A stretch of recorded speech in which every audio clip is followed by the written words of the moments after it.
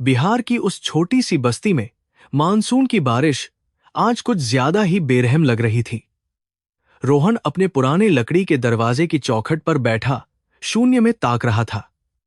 उसके हाथों में मुड़ा तुड़ा वह कागज था जिस पर उसके भविष्य की लकीरें मिट चुकी थीं। यूपीएससी की परीक्षा का परिणाम आ चुका था और एक बार फिर उसका नाम उस सूची में कहीं नहीं था।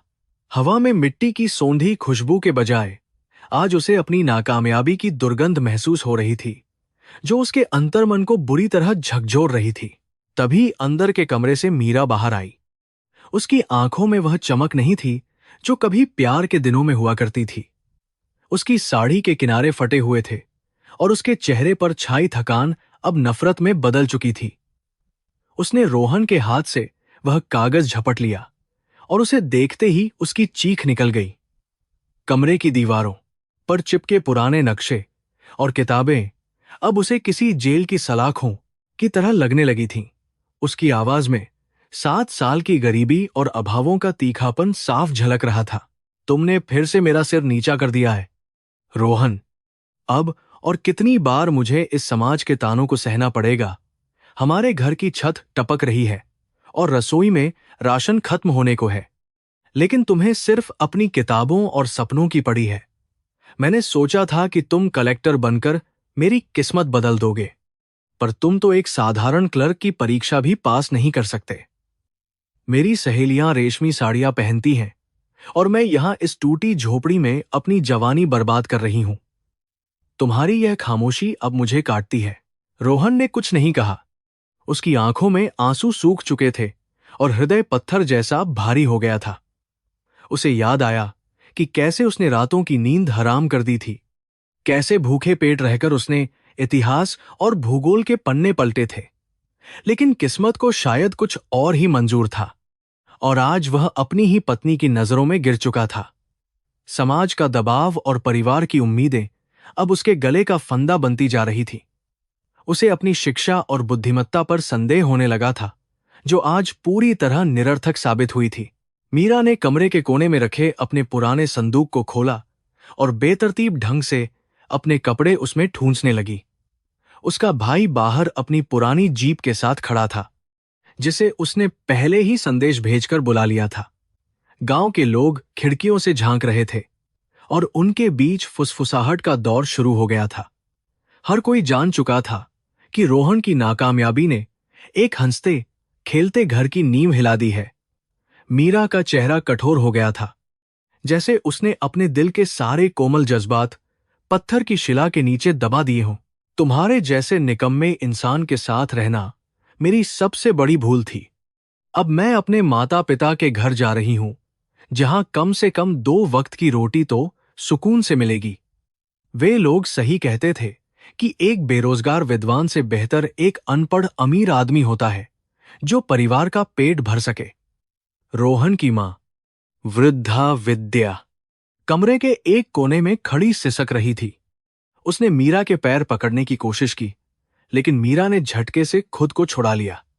इस घर की खुशियां आज मानो मानसून के इस गंदे नाले में बह गई थीं।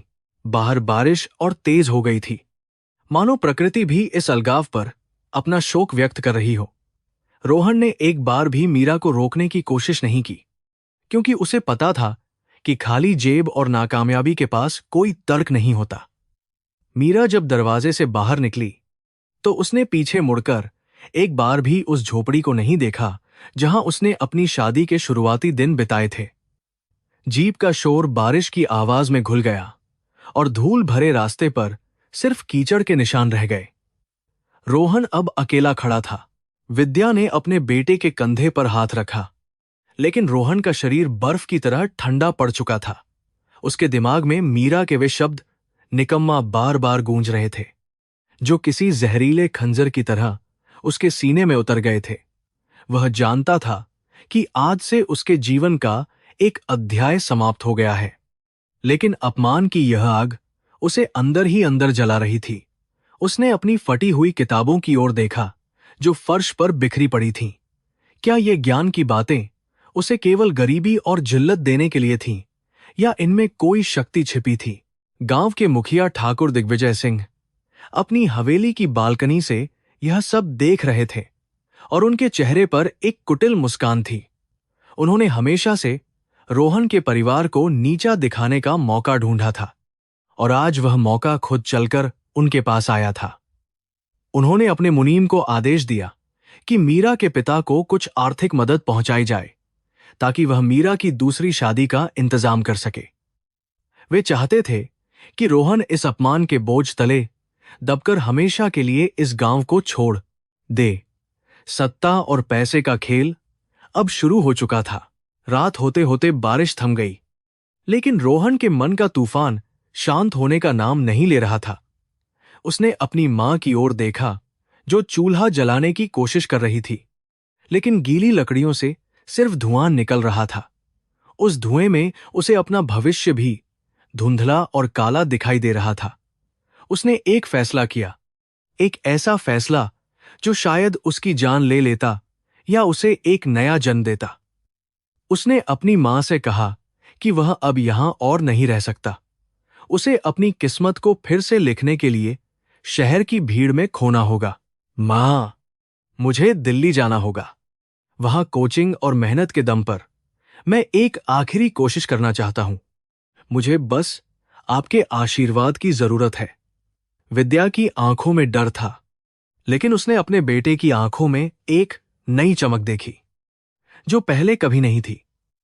उसने अपने तकिए के नीचे छिपे हुए कुछ पुराने गहने निकाले और रोहन की हथेली पर रख दिए।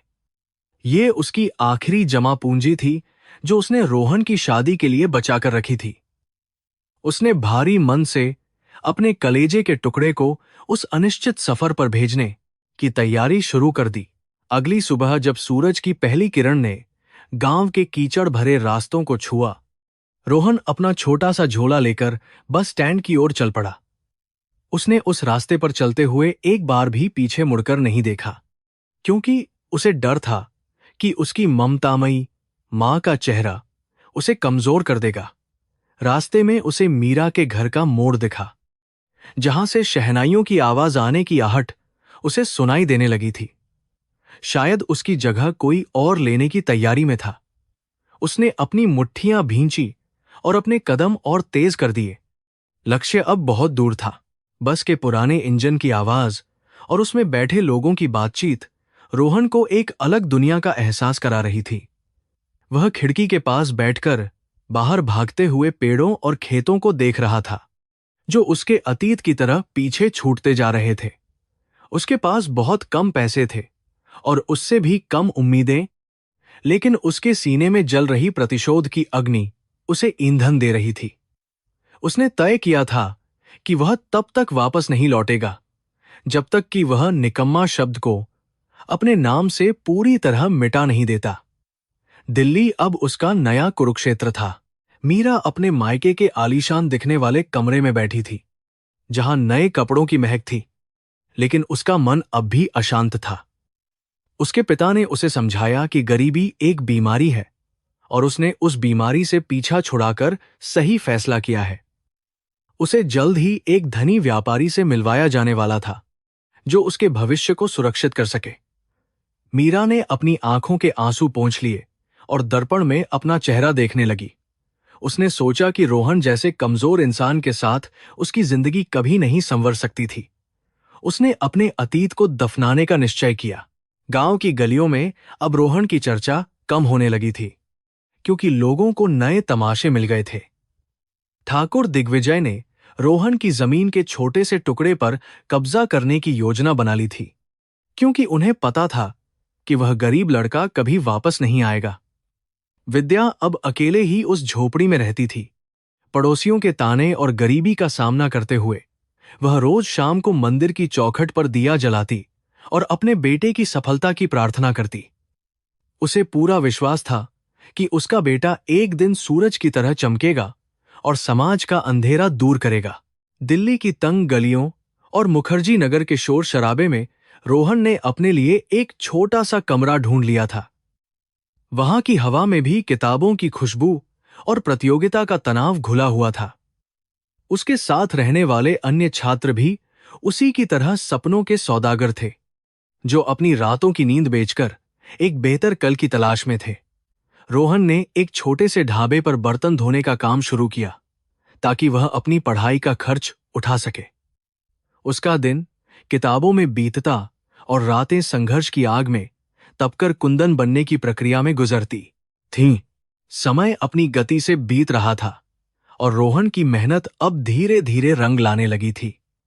उसने अपने पुराने नोट्स को फेंक दिया और नए सिरे से दुनिया को समझना शुरू किया। उसकी आंखों के नीचे काले घेरे बढ़ गए थे और शरीर कमजोर हो गया था, लेकिन उसकी आत्मा पहले से कहीं ज्यादा मजबूत थी। उसने महसूस किया कि शिक्षा केवल नौकरी पाने का साधन नहीं है, बल्कि यह खुद को पहचानने की एक यात्रा है। वह हर उस अपमान को याद करता जो मीरा ने उसे दिया था, और वही यादें उसे आधी रात को जागकर पढ़ने के लिए मजबूर करती थीं। इधर गांव में मीरा की शादी एक मध्यम आयु वर्ग के व्यापारी से हो गई, जो देखने में तो समृद्ध था, लेकिन उसके व्यवहार में रूखापन था।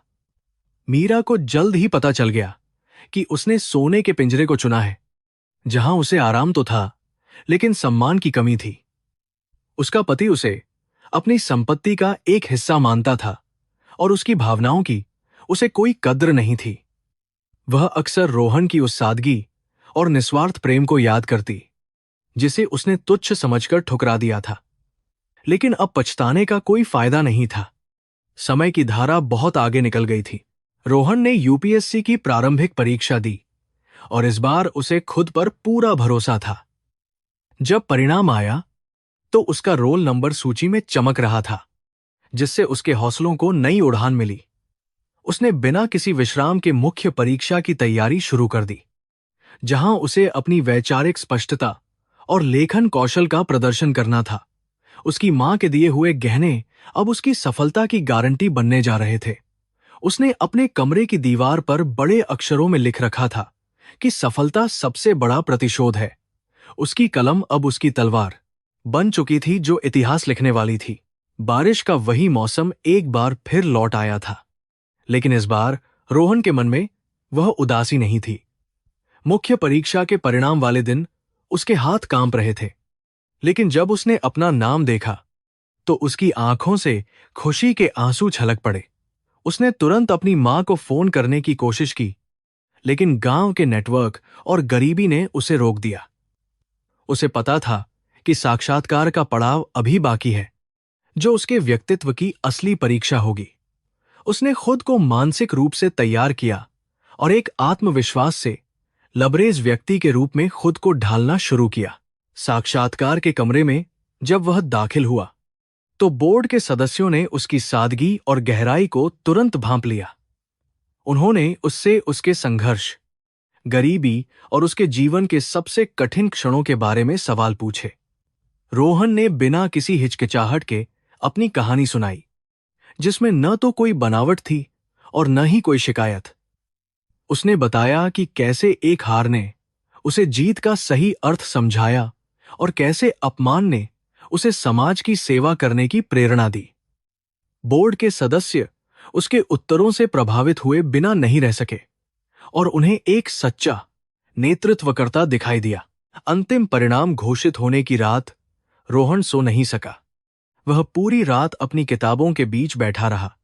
जैसे ही सुबह के उजाले ने आकाश को छुआ, वेबसाइट पर सफल उम्मीदवारों की सूची अपलोड हुई। Rohan Sharma, rank 42, IPS. यह केवल एक रैंक नहीं थी, बल्कि उसके 7 साल के वनवास का अंत था। उसने अपनी मां की फोटो के सामने सिर झुकाया और फूट फूट कर रो पड़ा। अब वह निकम्मा नहीं था, बल्कि भारतीय पुलिस सेवा का एक गौरवशाली अधिकारी था। उसकी यात्रा का पहला कठिन अध्याय समाप्त हुआ था और एक नई जिम्मेदारी शुरू होने वाली थी। दिल्ली की तपती सड़कों पर जब रोहन ने कदम रखा तो उसे अपनी गरीबी का एहसास और भी गहरा होने लगा। पुरानी दिल्ली रेलवे स्टेशन की भीड़-भाड़ और शोर शराबे ने उसे डरा दिया था, लेकिन उसके मन में मीरा के वे कड़वे शब्द एक ढाल की तरह काम कर रहे थे। उसने अपने पुराने झोले को कसकर पकड़ा और उस छोटे से कमरे की तलाश शुरू की, जिसका पता उसे एक दोस्त ने दिया था। चारों तरफ ऊंची इमारतें थीं, लेकिन उसे सिर्फ अपना लक्ष्य दिखाई दे रहा था। यहां कोई उसे जानने वाला नहीं था, और यही उसकी सबसे बड़ी ताकत थी। मुखर्जी नगर की एक पतली गली के कोने पर उसे 10 बाई 10 का एक कमरा मिला, जहां सूरज की रोशनी भी आने से कतराती थी। छत की सीलन और दीवारों की पपड़ी उसे अपने गांव की उस टूटी झोपड़ी की याद दिलाती थी, जिसे वह पीछे छोड़ आया था। उस छोटे से कमरे में एक पुरानी मेज और एक टूटी हुई कुर्सी ही उसकी पूरी जागीर थी। उसने अपनी मां द्वारा दिए गए गहनों को एक पोटली में बांधकर तकिए के नीचे छुपा दिया। रात के सन्नाटे में जब मच्छर उसे काटते, तो वह अपनी किताबों के पन्ने पलटकर अपना ध्यान भटकाने की कोशिश करता था। गांव में विद्या ने एक बहुत बड़ा फैसला लिया था, जिसके बारे में रोहन को खबर नहीं थी। उसने परिवार की आखिरी बची हुई उपजाऊ जमीन का छोटा सा टुकड़ा ठाकुर दिग्विजय सिंह के हाथों बेच दिया था। वह जानती थी कि उसके बेटे को दिल्ली में रहने और पढ़ने के लिए पैसों की बहुत जरूरत होगी। जब रोहन को इस बात का पता चला, तो वह फूट फूट कर रो पड़ा, क्योंकि वह जमीन उसके पूर्वजों की आखिरी निशानी थी। मां ने फोन पर सिर्फ इतना कहा कि जमीन फिर खरीदी जा सकती है, लेकिन बेटा, तुम्हारा सम्मान वापस आना सबसे जरूरी है। रोहन ने अपनी दिनचर्या को बहुत कठोर बना लिया था, जिसमें आराम के लिए कोई जगह नहीं थी। वह सुबह 4 बजे उठकर ठंडे पानी से नहाता और फिर लगातार 8 घंटों तक इतिहास और राजनीति विज्ञान के जटिल विषयों को समझता था। दोपहर में वह एक छोटे से भोजनालय में जाता, जहां सबसे सस्ता खाना मिलता था, ताकि पैसे बचाए जा सके। उसकी आंखों के सामने अक्सर मीरा का वह चेहरा घूमता, जब उसने उसे निकम्मा कहा था। वही गुस्सा उसकी रातों की नींद उड़ा देता और उसे और अधिक मेहनत करने के लिए प्रेरित करता रहता था। शहर की बड़ी लाइब्रेरी उसके लिए किसी मंदिर से कम नहीं थी, जहां वह घंटों बैठकर ज्ञान के मोती चुनता था। वहां के शांत माहौल में उसे लगता कि वह अपनी मंजिल के बहुत करीब पहुंच गया है। उसके फटे हुए जूते और पुराने कपड़े दूसरों के लिए मजाक का विषय हो सकते थे, लेकिन रोहन को इनकी कोई परवाह नहीं थी। वह जानता था कि एक दिन उसकी सफलता इन सब कमियों को ढक लेगी। उसने खुद को दुनिया से पूरी तरह काट लिया था, यहां तक कि उसने अपनी मां को भी पत्र लिखना कम कर दिया था। कभी कभी भूख इतनी तेज लगती कि उसे अपनी किताबों के अक्षर धुंधले दिखाई देने लगते थे। उन दिनों वह केवल चाय और बिस्कुट खाकर ही पूरा दिन गुजार देता था, ताकि कोचिंग की फीस भरी जा सके। दिल्ली की भीषण गर्मी में उसके कमरे की छत आग उगलती थी, लेकिन उसने कभी कूलर या पंखे के बारे में नहीं सोचा। उसका शरीर धीरे धीरे सूखकर कांटा हो गया था, लेकिन उसकी बुद्धि कुशाग्र होती जा रही थी। उसने महसूस किया कि असली संघर्ष बाहर की दुनिया से नहीं, बल्कि अपने ही मन के भीतर की हताशा से लड़ना होता है।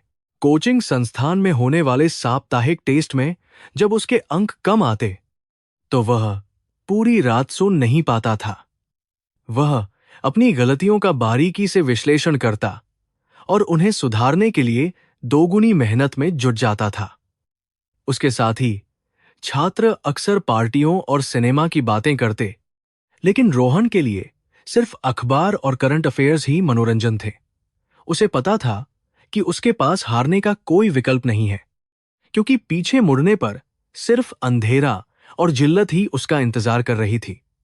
उसका संकल्प अब पहाड़ की तरह अडिग और मजबूत हो चुका था। रात के आखिरी पहर में अक्सर उसे मीरा की यादें सताती थीं, लेकिन वे प्यार भरी नहीं बल्कि जहरीली थीं। उसे वह पल याद आता जब मीरा ने उसके सपनों का मजाक उड़ाया था और उसे छोड़कर चली गई थी। वह सोचता था कि क्या मीरा कभी जान पाएगी कि उसने उसे कितनी गहरी चोट पहुंचाई है। क्या वह कभी अपनी गलती पर पछताएगी, या फिर वह अपनी नई दुनिया में खुश होगी? ये सवाल उसे परेशान करते थे। लेकिन फिर वह अपनी कलम उठाता और अपनी पीड़ा को कागज पर उकेर देता था। उसकी नफरत अब उसकी शक्ति बन रही थी। जब दिल्ली में कड़ाके की ठंड पड़ने लगी, तो रोहन के पास पर्याप्त गर्म कपड़े नहीं थे। वह एक पुरानी चादर लपेटकर अपनी पढ़ाई जारी रखता था, जबकि उसके हाथ ठंड से सुन्न पड़ जाते थे। उसने अपनी मां को कभी अपनी इन परेशानियों के बारे में नहीं बताया, क्योंकि वह उन्हें और दुखी नहीं करना चाहता था। गांव से मां अक्सर सरसों का साग और घी भेजने की कोशिश करती, लेकिन रोहन उन्हें मना कर देता ताकि घर के खर्चे कम न हों। वह एक तपस्वी की तरह जी रहा था, जिसका एकमात्र लक्ष्य यूपीएससी की वह ऊंची चोटी थी। इतने कठिन समय में उसे भागवत गीता के उपदेशों से बहुत सहारा मिलता था, जो उसे कर्म करने की प्रेरणा देते थे। उसने सीखा कि फल की चिंता किए बिना केवल अपने मार्ग पर चलते रहना ही मनुष्य का धर्म है। जब कभी वह बहुत ज्यादा उदास होता, तो वह पास के एक छोटे से मंदिर में जाकर बैठ जाता और भगवान से शक्ति मांगता। वहां की शांति उसे फिर से अपनी लड़ाई लड़ने के लिए तैयार कर देती थी। उसे विश्वास था कि जो कर्म उसने आज बोए हैं, उनका मीठा फल उसे एक न एक दिन अवश्य प्राप्त होगा। समय पंख लगाकर उड़ रहा था और दिल्ली में उसे 2 साल से ज्यादा का समय बीत चुका था। उसके बाल सफेद होने लगे थे और चेहरे पर उम्र से पहले ही परिपक्वता की लकीरें उभर आई थीं। पैसे खत्म हो रहे थे और अब उसे छोटी मोटी नौकरियां तलाशनी पड़ीं ताकि वह अपनी पढ़ाई का बोझ उठा सके। उसने एक समाचार पत्र के दफ्तर में रात की पाली में काम करना शुरू किया, जहां वह खबरों का अनुवाद करता था। यह काम मुश्किल था, लेकिन इससे उसकी भाषा और समसामयिक विषयों पर पकड़ और भी ज्यादा मजबूत हो गई थी। एक दिन दफ्तर में उसकी मुलाकात एक वरिष्ठ अधिकारी से हुई, जो कभी खुद इसी संघर्ष से गुजरे थे। उन्होंने रोहन की आंखों में वही आग देखी जो कभी उनमें हुआ करती थी, और उसे कुछ कीमती सलाह दी। उन्होंने कहा कि यूपीएससी केवल ज्ञान की नहीं, बल्कि धैर्य की परीक्षा है जो अंत तक हार नहीं मानता। रोहन ने उन शब्दों को अपने हृदय में उतार लिया और अपनी रणनीति में बदलाव करना शुरू किया। अब वह केवल पढ़ नहीं रहा था, बल्कि वह एक प्रशासक की तरह सोचना और निर्णय लेना सीख रहा था। उसकी पूरी पहचान बदल रही थी। गांव से आने वाली खबरें अक्सर दुखद होती थीं, जैसे ठाकुर दिग्विजय सिंह का आतंक बढ़ना या सूखे के कारण फसलें खराब होना। रोहन को पता चला कि मीरा की शादी एक ऐसे व्यक्ति से हुई है जो बहुत क्रूर और शराबी है। उसे सुनकर बुरा तो लगा, लेकिन उसने खुद को संतुलित रखा, क्योंकि अब उसका हृदय केवल अपने लक्ष्य के प्रति समर्पित था। उसने महसूस किया कि सबकी अपनी अपनी नियति होती है, और मीरा ने जो चुना वह उसे भोगना ही होगा। उसने अपनी संवेदनाओं को पत्थर बनाकर अपनी एकाग्रता को केवल अपनी पुस्तकों पर ही केंद्रित कर दिया। अगली परीक्षा की तारीखें घोषित हो चुकी थीं और मुखर्जी नगर का माहौल बहुत तनावपूर्ण हो गया था। रोहन ने अपनी पूरी ताकत रिवीजन में झोंक दी और दिन रात एक कर दिया ताकि कोई भी कोना अधूरा न रह जाए। उसके पास अब अपनी मां के दिए हुए गहनों में से केवल एक छोटी सी अंगूठी बची थी, जिसे वह किसी भी कीमत पर बेचना नहीं चाहता था। वह अंगूठी उसकी मां की ममता और उसके संघर्ष का प्रतीक थी, जो उसे हमेशा याद दिलाती थी कि वह यहां क्यों आया है। उसका आत्मविश्वास अब अपने चरम पर पहुंच रहा था। परीक्षा के हॉल में बैठते समय रोहन का दिल जोरों से धड़क रहा था, लेकिन जैसे ही उसने प्रश्न पत्र देखा, उसे शांति मिली। उसे लगा जैसे हर सवाल उसकी मेहनत का जवाब मांग रहा था, और उसकी कलम बिना रुके कागज पर दौड़ने लगी। उसने महसूस किया कि ये केवल उत्तर नहीं थे, बल्कि उसके 7 साल के अपमान और आंसुओं का हिसाब था। जब वह परीक्षा केंद्र से बाहर निकला, तो उसे पहली बार दिल्ली की हवा में एक सुखद ठंडक का अनुभव हुआ। उसे पता था कि उसने अपना सर्वश्रेष्ठ दिया है और अब परिणाम ईश्वर के हाथ में है। अपने कमरे में वापस आकर उसने अपनी किताबों की ओर देखा और उन्हें चूम लिया, क्योंकि वे ही उसकी असली मित्र साबित हुई थीं। उसने सोचा कि यदि मीरा ने उसे नहीं छोड़ा होता, तो शायद वह कभी इस ऊंचाई तक पहुंचने की हिम्मत नहीं कर पाता। दुख और अपमान ने उसे वह ताकत दी थी जो सुख और सुविधाओं में कभी नहीं मिल सकती थी। उसने अपनी मां को एक छोटा सा संदेश भेजा कि युद्ध समाप्त हो चुका है और अब केवल न्याय का इंतजार है। वह उस रात कई सालों बाद चैन की नींद सोया, बिना किसी बुरे सपने के। परिणाम आने वाले थे और रोहन के पास अब और इंतजार करने की शक्ति नहीं बची थी। उसने तय किया कि वह परिणाम देखने के लिए साइबर कैफे जाएगा, क्योंकि उसके पास इंटरनेट वाला फोन नहीं था। रास्ते में उसे वही पुरानी जीप दिखी जो मीरा को लेकर गई थी, लेकिन अब उसे देखकर उसके मन में कोई हलचल नहीं हुई। उसने महसूस किया कि वह अतीत के बंधनों से मुक्त हो चुका है और एक नए जीवन की दहलीज पर खड़ा है। उसके चारों ओर के लोग भी उसी तनाव में थे, क्योंकि यह दिन हजारों सपनों के सच होने का दिन था। जब उसने कंप्यूटर स्क्रीन पर अपना रोल नंबर टाइप किया तो उसकी धड़कनें रुक सी गई थीं। स्क्रीन पर जैसे ही उसका नाम और उसकी रैंक चमकी, उसे अपनी आंखों पर यकीन नहीं हुआ।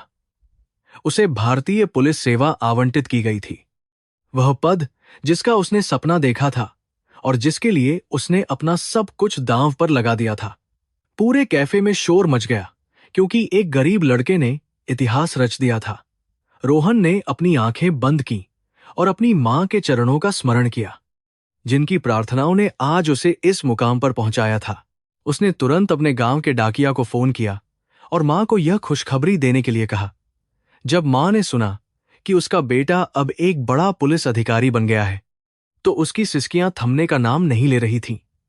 रोहन ने वादा किया कि वह जल्द ही गांव आएगा, लेकिन एक आम आदमी की तरह नहीं, बल्कि उस सम्मान के साथ जो उससे छीन लिया गया था। उसने महसूस किया कि जीत का असली स्वाद तभी आता है जब आपने हार की सबसे गहरी कड़वाहट चखी हो। अब उसकी वर्दी तैयार थी और उसका भविष्य प्रकाश से भर गया था। हैदराबाद की राष्ट्रीय पुलिस अकादमी जाने से पहले उसे कुछ कानूनी औपचारिकताएं पूरी करनी थीं। उसने अपने पुराने कमरे को अलविदा कहा, जहां उसने अपने जीवन के सबसे कठिन साल बिताए थे। उस छोटे से कमरे की दीवारें शायद उसके संघर्ष की गवाह थीं, और अब वे किसी और के लिए प्रेरणा बनने वाली थीं। उसने अपने मालिक का शुक्रिया अदा किया और अपनी बची हुई किताबें गरीब छात्रों में बांट दी। उसका सफर अब एक नया मोड़ ले रहा था, जहां उसे न्याय और व्यवस्था की रक्षा करनी थी। उसकी आंखों में अब गर्व की चमक साफ दिखाई दे रही थी। रेलवे स्टेशन पर जब वह खड़ा था तो उसे वही भीड़ दिखी, लेकिन इस बार वह उस भीड़ का हिस्सा नहीं था। लोग अब उसे अलग नजर से देख रहे थे। शायद उसके चेहरे पर छाई वह प्रशासनिक गरिमा उन्हें प्रभावित कर रही थी। उसने ट्रेन में बैठते समय अपने हाथों को देखा, जो कभी बर्तन धोने से काले पड़ गए थे, और अब वे कानून की रक्षा करने वाले थे। दिल्ली ने उसे सब कुछ छीनकर उसे एक नया इंसान बना दिया था। वह अब एक योद्धा था जो अपने घर लौट रहा था, ताकि वह पुराने जख्मों को न्याय की मरहम से भर सके। पटना के उस आलीशान बंगले में मीरा का स्वागत बड़े जोर शोर से हुआ था। चारों तरफ झूमरों की रोशनी और रेशमी पर्दों की सरसराहट थी, जिसने उसे कुछ समय के लिए सम्मोहित कर दिया था। उसके नए पति रजत के पास धन की कोई कमी नहीं थी, और उसने मीरा को सोने के गहनों से लाद दिया था। मीरा को लगा कि उसने रोहन की गरीबी से पीछा छुड़ाकर दुनिया की सबसे बड़ी जंग जीत ली है। वह हर शाम दर्पण के सामने खड़े होकर अपनी अमीरी पर गर्व करती थी और खुद को खुशकिस्मत मानती थी। लेकिन जल्दी ही उसे एहसास हुआ कि जिस सोने को वह अपनी किस्मत समझ रही थी, वह असल में उसकी आजादी की जंजीरें थीं। रजत एक जिद्दी और अहंकारी व्यक्ति था, जो हर चीज को पैसे की तराजू पर तौलता था। मीरा उसके लिए केवल एक सुंदर सजावटी वस्तु थी, जिसे वह अपने व्यापारिक मित्रों के सामने गर्व से प्रदर्शित करता था। वहां भावनाओं का कोई स्थान नहीं था और न ही कोई बौद्धिक संवाद होता था। उसे अक्सर रोहन की वे बातें याद आती थीं, जो गरीबी में भी उसके मन को सुकून और सम्मान देती थीं। रजत के घर में मीरा का दिन केवल बनाव, श्रृंगार और नौकरों को आदेश देने में बीतता था। उसके ससुराल वाले उसे एक ऐसी स्त्री के रूप में देखते थे जिसने पैसे के लिए अपने पहले पति को छोड़ दिया था। उनके तानों में एक अजीब सी कड़वाहट होती थी, जो मीरा के कलेजे को छलनी कर देती थी। वह अक्सर रात के सन्नाटे में खिड़की के पास बैठकर उस आसमान को देखती थी, जहां कभी उसने रोहन के साथ मिलकर तारों को गिना था। आज उसके पास सब कुछ था, फिर भी उसका मन पूरी तरह खाली था। समय का पहिया घूमने लगा और रजत के व्यापार में अचानक गिरावट आने लगी। उसने सट्टेबाजी और गलत निवेशों में अपनी सारी जमा पूंजी दांव पर लगा दी थी। बंगले की वह चमक अब धीरे धीरे फीकी पड़ने लगी थी और घर में तनाव का माहौल गहराता जा रहा था। रजत अब अक्सर शराब पीकर घर आता और छोटी छोटी बातों पर मीरा के साथ दुर्व्यवहार करता था। मीरा को लगने लगा था कि उसने अपनी खुशियों का महल रेत की नींव पर बनाया था, जो अब ढहने के कगार पर खड़ा था। एक सुबह जब मीरा सोकर उठी तो उसने देखा कि घर के बाहर कुछ अजनबी लोग खड़े थे। वे बैंक के अधिकारी थे, जो कर्ज न चुका पाने के कारण घर को कुर्क करने आए थे। रजत गायब था और उसके परिवार के लोग एक दूसरे पर चिल्ला रहे थे। मीरा के सारे गहने और कीमती सामान एक एक करके उसकी नजरों के सामने छीने जा रहे थे। उसे उस दिन की याद आई जब उसने रोहन का घर छोड़ा था। आज प्रकृति शायद उसी इतिहास को बहुत क्रूरता से दोहरा रही थी।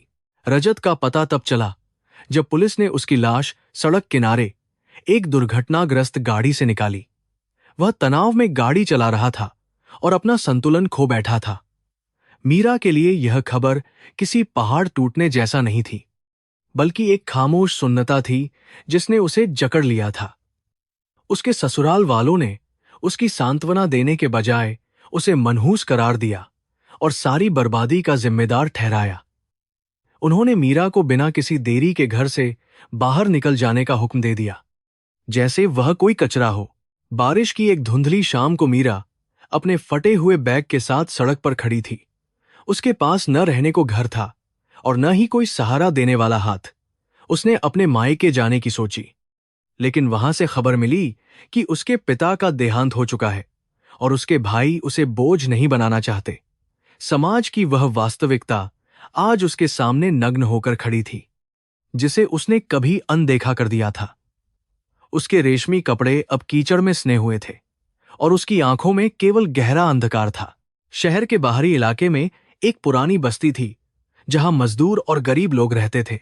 मीरा ने वहां एक छोटी सी टूटी झोपड़ी किराए पर ली, जिसकी छत से पानी टपकता था। उसने अपने पेट की आग बुझाने के लिए कंस्ट्रक्शन साइट पर ईंटें ढोने का काम शुरू किया। उसके कोमल हाथ अब छालों से भर गए थे और उसका चेहरा धूल मिट्टी से काला पड़ गया था। हर सुबह वह उन ऊंची इमारतों को देखती थी जिन्हें वह कभी अपना समझती थी, और अब वह केवल उनकी नींव में पसीना बहा रही थी। मीरा के लिए सबसे बड़ी सजा उसकी अपनी यादें थीं, जो उसे चैन से रहने नहीं देती थी। उसे रोहन का वह मासूम चेहरा याद आता, जो उसकी एक मुस्कुराहट के लिए घंटों पढ़ाई छोड़कर उसके पीछे घूमता था। उसने महसूस किया कि रोहन निकम्मा नहीं था, बल्कि वह एक तपस्वी था जो उसके लिए बेहतर भविष्य बनाना चाहता था।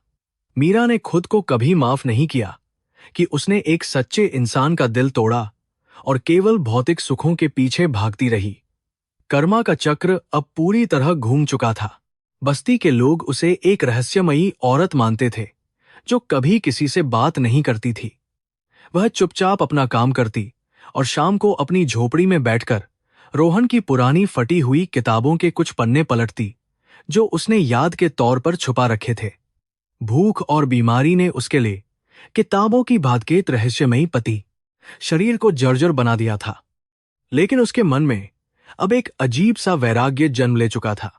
उसे अब किसी सुख की चाह नहीं थी, बल्कि वह केवल अपने पापों का प्रायश्चित करना चाहती थी। एक रात जब बस्ती में भीषण आग लगी, तो मीरा ने अपनी जान जोखिम में डालकर एक छोटे बच्चे को बचाया। उस दिन उसे पहली बार महसूस हुआ कि दूसरों की सेवा में जो आनंद है, वह सोने के गहनों में कभी नहीं मिल सकता।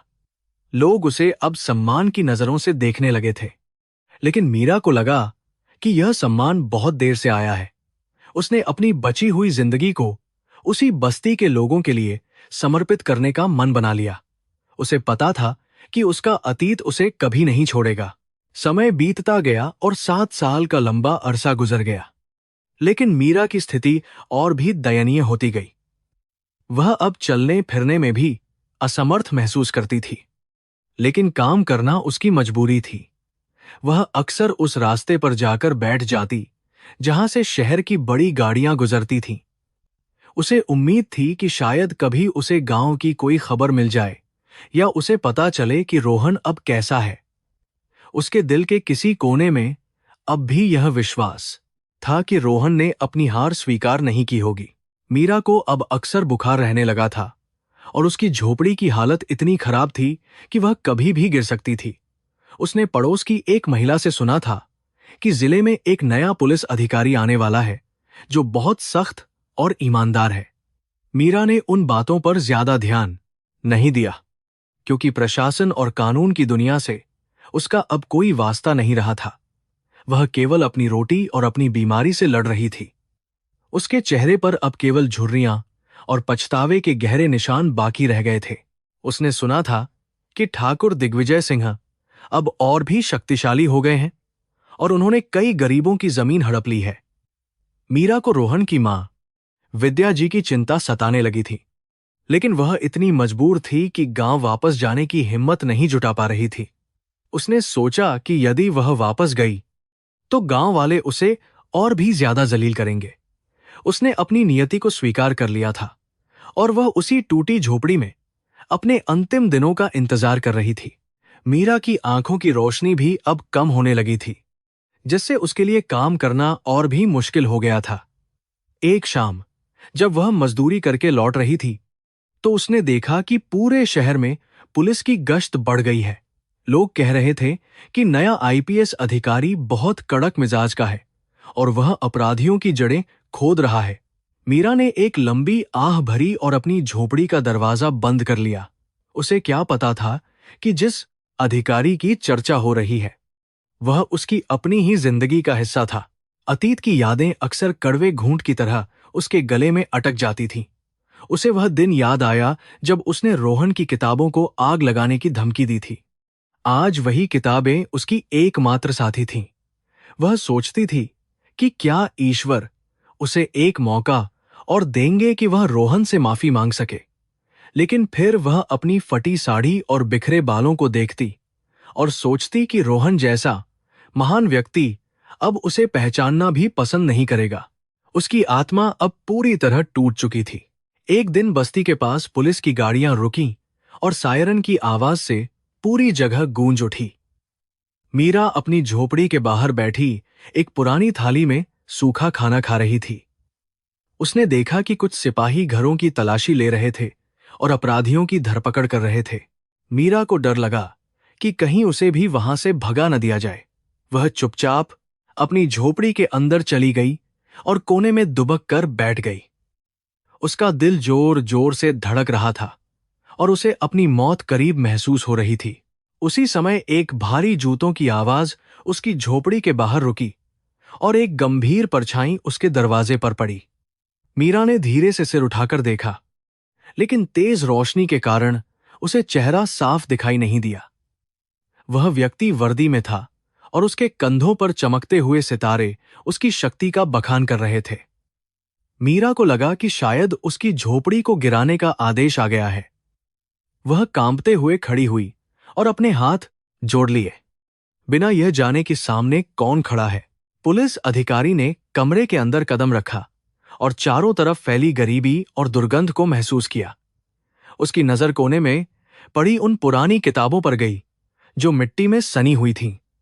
उसने एक गहरी सांस ली और धीरे से मीरा का नाम पुकारा। वह आवाज मीरा के कानों में किसी पुरानी धुन की तरह गूंजी, जिसे उसने 7 साल पहले सुना था। उसकी थाली हाथ से छूटकर गिर गई और वह पत्थर की मूर्ति की तरह खड़ी रह गई। उसे अपनी कानों पर यकीन नहीं हो रहा था। क्या तुम मुझे नहीं पहचानती? मीरा उस अधिकारी के शब्दों में न तो गुस्सा था और न ही कोई घृणा, बल्कि एक अजीब सा खालीपन था। मीरा ने अपनी धुंधली आंखों को रगड़ा और उस चेहरे को गौर से देखा। 7 साल की उम्र और संघर्ष ने उस चेहरे को बदल दिया था, लेकिन वह चमक और वह गरिमा केवल रोहन की ही हो सकती थी। मीरा के मुंह से कोई शब्द नहीं निकला, बस उसकी आंखों से पछतावे के आंसू बहने लगे। वह वही निकम्मा था जो आज कानून का रक्षक बनकर खड़ा था। रोहन ने अपनी टोपी उतारी और उस टूटी हुई खाट पर बैठ गया जहां मीरा सोती थी। उसने देखा कि कैसे वक्त ने उसकी पत्नी को एक कंकाल में बदल दिया था। मीरा उसके पैरों में गिर पड़ी और जोर जोर से रोने लगी, मानो उसके सालों का दबा हुआ दर्द आज बाहर निकलना चाहता हो। रोहन ने उसे उठाने की कोशिश नहीं की। वह बस खामोश बैठा उस कर्मा को देख रहा था जिसने अपना चक्र पूरा कर लिया था। वहां शब्दों की अब कोई जरूरत नहीं रह गई थी। वर्दी की वह पहली छुअन रोहन के लिए केवल एक कपड़े का टुकड़ा नहीं थी, बल्कि उसके 7 साल के वनवास की समाप्ति का एक पवित्र प्रमाण थी। जब उसने अपने कंधों पर उन चमकते हुए सितारों को देखा तो उसे लगा जैसे उसकी मां के संघर्षों और उसकी आंखों के आंसुओं को एक नई पहचान मिल गई है। आईने में खुद को देखते समय उसे अपनी पुरानी फटी कमीज याद आई, जो कभी गरीबी का प्रतीक थी, लेकिन आज यह खाकी वर्दी उसकी ईमानदारी और अटूट संकल्प की ढाल बन चुकी थी। हैदराबाद की राष्ट्रीय पुलिस अकादमी के वे दिन उसके जीवन के सबसे कठिन लेकिन सबसे गौरवशाली क्षण थे। चिलचिलाती धूप में घंटों परेड करना और अपनी शारीरिक क्षमताओं की सीमाओं को लांघना उसे एक नए सांचे में ढाल रहा था। वहां की अनुशासित जीवन शैली ने उसके मन से हर उस डर को निकाल फेंका था जो कभी उसे समाज के तानों से लगता था। उसने महसूस किया कि एक पुलिस अधिकारी केवल कानून लागू करने वाला व्यक्ति नहीं होता, बल्कि वह समाज के सबसे निचले तबके की आखिरी उम्मीद और न्याय का प्रतीक होता है। जब उसे पता चला कि उसकी पहली पोस्टिंग उसके गृह जिले में ही हुई है, तो उसके मन में भावनाओं का एक ज्वार उमड़ पड़ा। वह उसी मिट्टी में वापस जा रहा था जहां उसे निकम्मा कहकर दुत्कारा गया था और जहां के रसूखदार लोगों ने उसके परिवार का शोषण किया था। उसके वरिष्ठ अधिकारियों ने उसे चेतावनी दी थी कि वह इलाका अपराधियों और बाहुबलियों का गढ़ है, लेकिन रोहन के लिए यह डरावनी चुनौती नहीं, बल्कि अपनी योग्यता साबित करने का एक स्वर्णिम अवसर था जिसे वह खोना नहीं चाहता था। ट्रेन की खिड़की से अपने गांव की सरहद को देखते समय रोहन को वह रात याद आई जब वह छुपकर यहां से भागा था। आज स्टेशन पर उसके स्वागत के लिए पुलिस की गाड़ियां और सलामी देने के लिए तैयार सिपाही खड़े थे, लेकिन उसकी नजरें केवल अपनी मां को ढूंढ रही थीं। जैसे ही उसने अपनी मां को उस भीड़ में देखा, वह एक अधिकारी की गरिमा भूलकर उनके चरणों में गिर पड़ा। मां की आंखों से बहते आंसू आज खुशी के थे, जो रोहन के हृदय की सारी पुरानी कड़वाहट को धो रहे थे। एसपी कार्यालय में कार्यभार संभालते ही रोहन ने अपनी कार्यप्रणाली स्पष्ट कर दी थी कि कानून के सामने हर कोई बराबर है। उसने पुराने लंबित मामलों की फाइलें निकलवाईं, जिनमें ठाकुर दिग्विजय सिंह और उनके गुर्गों के नाम प्रमुखता से दर्ज थे। भ्रष्ट अधिकारियों को अब डर लगने लगा था, क्योंकि उनका नया साहब बिकने वाला नहीं था और उसकी आंखों में एक अजीब सी चमक थी जो झूठ को भांप लेती थी। रोहन ने रात के समय गश्त बढ़ा दी और आम जनता के लिए अपने दरवाजे हमेशा के लिए खोल दी। गांव के लोग अब रोहन की मिसाल देने लगे थे, और जो लोग कभी उसका मजाक उड़ाते थे, वे अब उसके घर के सामने हाथ जोड़कर खड़े रहते थे। रोहन को इस दिखावटी सम्मान से कोई लगाव नहीं था, क्योंकि वह जानता था कि यह सब केवल उसकी कुर्सी और वर्दी का प्रभाव है। उसे असली शांति तब मिलती थी जब वह किसी गरीब किसान की हड़पी हुई जमीन वापस दिलाता था या किसी असहाय महिला को न्याय प्रदान करता था। उसकी प्रसिद्धि अब धीरे धीरे पूरे राज्य में एक ईमानदार अधिकारी के रूप में फैलने लगी थी। ठाकुर दिग्विजय सिंह ने रोहन को अपनी मुट्ठी में करने के लिए कई बार रिश्वत और राजनीतिक दबाव का सहारा लेने की कोशिश की। उन्होंने रोहन को अपनी हवेली पर दावत के लिए बुलाया, लेकिन रोहन ने स्पष्ट रूप से मना कर दिया और कहा कि एक पुलिस अधिकारी की जगह अपराधियों के घर में नहीं, बल्कि उनके खिलाफ सबूत जुटाने में होती है। यह खुली चुनौती ठाकुर के अहंकार पर एक गहरी चोट थी, जिससे जिले में एक नया सत्ता संघर्ष शुरू हो गया था। रोहन अब एक ऐसे रास्ते पर था जहां खतरा हर कदम पर मौजूद था। अकेलेपन के क्षणों में रोहन अक्सर अपने कार्यालय की खिड़की से बाहर देखता और मीरा के बारे में सोचता था। यद्यपि उसने मीरा को अपने जीवन से पूरी तरह निकाल दिया था, लेकिन उसके दिए हुए घाव अभी भी पूरी तरह भरे नहीं थे। उसे आश्चर्य होता था कि क्या मीरा ने कभी अखबार में उसका नाम पढ़ा होगा या उसे अपनी गलती का जरा भी पछतावा हुआ होगा। नफरत अब शांत हो चुकी थी, लेकिन उसकी जगह एक ठंडी उदासीनता ने ले ली थी, जो उसे एक कठोर प्रशासक बनने में मदद कर रही थी। रोहन ने महसूस किया कि शक्ति का असली उपयोग दूसरों को नीचा दिखाने में नहीं, बल्कि गिरे हुए लोगों को उठाने में होता है। उसने अपने जिले में एक विशेष सेल का गठन किया, जो उन महिलाओं की मदद करता था जिन्हें उनके परिवारों ने छोड़ दिया था या जो घरेलू हिंसा का शिकार थीं। इस काम के दौरान उसे समाज की उन गहरी बुराइयों का पता चला जिन्हें वह पहले कभी नहीं देख पाया था। उसका व्यक्तित्व अब केवल एक पुलिस अधिकारी का नहीं, बल्कि एक समाज सुधारक का भी बनता जा रहा था। एक दिन उसे सूचना मिली कि ठाकुर दिग्विजय सिंह ने एक सरकारी परियोजना की जमीन पर अवैध कब्जा कर लिया है और विरोध करने वालों को जान से मारने की धमकी दी है। रोहन ने बिना किसी देरी के खुद मौके पर जाने का फैसला किया और अपनी टीम के साथ वहां पहुंच गया। भारी विरोध और हथियारों की मौजूदगी के बावजूद वह निडर होकर खड़ा रहा और कानून की ताकत दिखाई। उस दिन गांव वालों ने पहली बार किसी अधिकारी को ठाकुर की आंखों में आंखें डालकर बात करते देखा था। कार्रवाई के दौरान कई लोगों को गिरफ्तार किया गया और ठाकुर को कोर्ट के चक्कर लगाने पर मजबूर कर दिया गया। इस घटना ने रोहन को जनता का नायक बना दिया, लेकिन साथ ही उसके दुश्मनों की संख्या भी बढ़ा दी। उसे रात के समय अज्ञात नंबरों से धमकियां मिलने लगी, लेकिन उसका संकल्प हिमालय की तरह अडिग था। वह जानता था कि यदि उसने आज अपने कदम पीछे खींच लिए तो आने वाली पीढ़ियां कभी भी अन्याय के खिलाफ खड़े होने की हिम्मत नहीं जुटा पाएंगी। उसकी वर्दी अब उसकी जान से ज्यादा कीमती थी। रोहन की मां अब अक्सर बीमार रहने लगी थी, लेकिन उनके चेहरे पर एक संतुष्टि थी जो किसी भी दवा से बड़ी थी। वे रोहन से कहती थीं कि अब उन्हें मरते समय कोई मलाल नहीं होगा, क्योंकि उनका बेटा एक शेर की तरह जी रहा है। रोहन अपनी व्यस्त दिनचर्या के बावजूद मां के साथ कुछ समय बिताने की कोशिश करता और उनके हाथों से बनी रोटी खाता। वही साधारण भोजन उसे दुनिया के सबसे महंगे व्यंजनों से ज्यादा स्वाद और ऊर्जा देता था, जो उसके संघर्ष के दिनों की याद दिलाता था। जिले के पिछड़े इलाकों में जब रोहन का काफिला गुजरता तो बच्चे खुशी से चिल्लाने लगते और बड़े सम्मान में अपना सिर झुका लेते। रोहन को यह देखकर अच्छा लगता कि लोग अब पुलिस से डरते नहीं, बल्कि उसे अपना रक्षक मानते हैं। उसने महसूस किया कि एक सच्चा आईपीएस अधिकारी वही है जो वर्दी का रौब दिखाने के बजाय लोगों के दिलों में विश्वास पैदा कर सके। उसने कई पुलिस थानों का नवीनीकरण कराया और उन्हें जनता के अनुकूल बनाने के लिए कई कड़े कदम उठाए। एक शाम जब वह अपने पुराने स्कूल के पास से गुजर रहा था, तो उसकी यादें उसे उन दिनों में ले गईं जब वह एक साधारण छात्र था।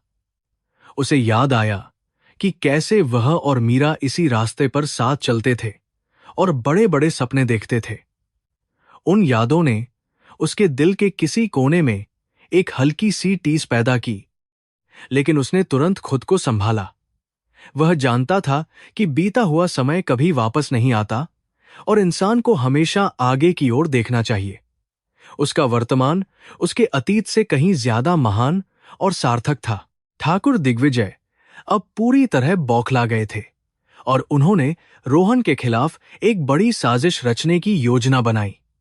उन्होंने शहर के कुछ भ्रष्ट पत्रकारों और नेताओं को अपने साथ मिला लिया ताकि रोहन की छवि खराब की जा सके। रोहन पर झूठे भ्रष्टाचार के आरोप लगाए गए और उसकी जांच शुरू करवा दी गई। इस कठिन समय में रोहन का धैर्य देखने लायक था। उसने अपनी ईमानदारी पर पूरा भरोसा रखा और हर आरोप का तथ्यपूर्ण जवाब दिया। अंततः सत्य की जीत हुई और उसके विरोधियों को मुंह की खानी पड़ी। इस अग्नि परीक्षा ने रोहन को और भी ज्यादा मजबूत बना दिया था और विभाग में उसका कद बढ़ गया था। उसे कई वीरता पुरस्कारों के लिए नामांकित किया गया और उसकी कहानी अब नए भर्ती होने वाले प्रशिक्षुओं को सुनाई जाने लगी। लेकिन रोहन का ध्यान अभी भी जमीनी हकीकत पर था। वह जानता था कि अभी भी बहुत कुछ बदलना बाकी है। उसने भ्रष्टाचार के खिलाफ अपनी मुहिम को और भी तेज कर दिया और कई बड़े नामों को सलाखों के पीछे पहुंचाने का काम शुरू किया। बारिश का मौसम फिर से आ गया था, वही मौसम जिसने कभी उसके घर को उजाड़ दिया था। आज रोहन अपनी सरकारी गाड़ी में बैठा उस बस्ती की ओर जा रहा था जहां अवैध अतिक्रमण की शिकायतें मिली थीं। उसे नहीं पता था कि आज का यह सफर उसे उसके अतीत के एक ऐसे पन्ने से मिलाएगा जिसे वह लगभग भूल चुका था। जैसे जैसे गाड़ी उस मलिन बस्ती के करीब पहुंच रही थी, रोहन के मन में एक अजीब सी बेचैनी होने लगी थी, मानो कोई अदृश्य शक्ति उसे संकेत दे रही हो। बस्ती की गलियां तंग और कीचड़ से भरी हुई थीं, जहां गरीबी अपने सबसे नग्न रूप में मौजूद थी। रोहन ने गाड़ी रुकवाई और पैदल ही मुआयना करने का फैसला किया, ताकि वह लोगों की समस्याओं को करीब से समझ सके। उसके पीछे सुरक्षा कर्मियों का दस्ता चल रहा था, जिससे पूरी बस्ती में हड़कंप मच गया था। लोग डर के मारे अपनी झोपड़ियों में छुप रहे थे, लेकिन रोहन उन्हें भरोसा दिला रहा था कि वह उनकी मदद के लिए आया है। वहां का दृश्य देखकर उसका हृदय दहल उठा था। तभी उसकी नजर एक ऐसी झोपड़ी पर पड़ी जो सबसे ज्यादा जर्जर स्थिति में थी और जिसके सामने एक महिला फटे कपड़ों में बैठी थी। उस महिला का चेहरा धूल और थकान से ढका हुआ था, लेकिन उसकी आंखों में एक अजीब सी गहराई थी। रोहन के कदम अचानक वहीं रुक गए और उसे लगा जैसे समय की गति थम गई हो। उसने उस महिला को ध्यान से देखा और उसे पहचानने की कोशिश की। उस धूल और गरीबी के पीछे एक जाना पहचाना चेहरा छिपा था, जिसने कभी उसके जीवन को बदल दिया था। महिला ने जब पुलिस अधिकारियों के झुंड को अपनी ओर आते देखा, तो वह डर के मारे कांपने लगी। उसने अपने सिर पर पल्लू ठीक करने की कोशिश की, लेकिन उसका हाथ कमजोरी के कारण साथ नहीं दे रहा था। रोहन ने अपनी आंखों को सिकोड़ा और एक पल के लिए उसे अपनी आंखों पर विश्वास नहीं हुआ। क्या यह वही मीरा थी जो कभी रेशमी साड़ियों और गहनों की शौकीन थी? क्या यह वही औरत थी जिसने उसे 7 साल पहले एक निकम्मा कहकर ठुकरा दिया था? रोहन ने अपने साथ आए अधिकारियों को थोड़ा पीछे हटने का इशारा किया और अकेले ही उस झोपड़ी की ओर बढ़ा।